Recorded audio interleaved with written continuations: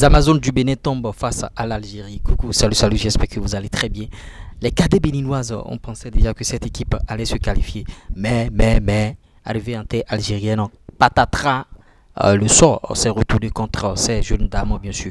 On va partager avec vous les informations ici. Le match a été joué il y a quelques heures. Avant de rentrer dans le vif du sujet, bien sûr, pour ceux qui ont envie de monétiser leur chaîne YouTube, vous pouvez monétiser vos chaînes YouTube. Ici, on va vous aider à le faire via un seul contact, plus 229 53 63 87 30. À part cela, ce qu'on peut faire avec vous, si vous voulez aller plus loin, vous pouvez prendre une formation YouTube qui va vous permettre de faire des contenus sur YouTube et gagner beaucoup d'argent. À l'heure du digital, on ne parle plus de chômage. Tu ne peux pas avoir un portable Android et une connexion internet et parler de chômage. Éliminatoire Coupe du Monde féminine U17, c'est-à-dire au niveau des cadets, bien sûr. Vous voyez, deuxième tour.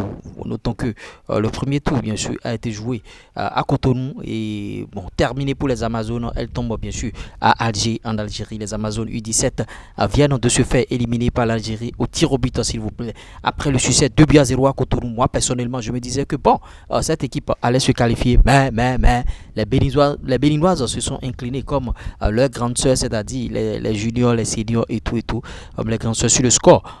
Bien sûr, de 2-0 aussi.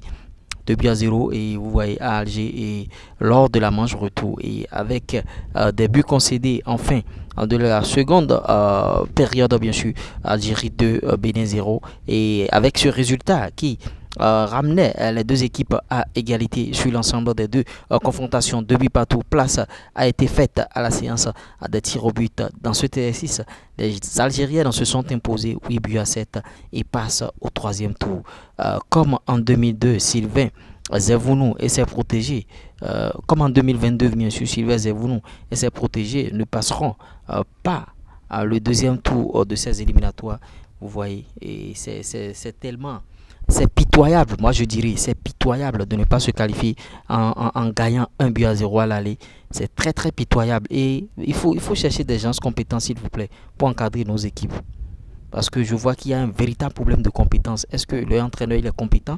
Vous menez déjà 2-0, 2-0 manche à aller et vous perdez bêtement comme ça. Vraiment, moi, ça m'a fait très mal quand j'ai vu le résultat.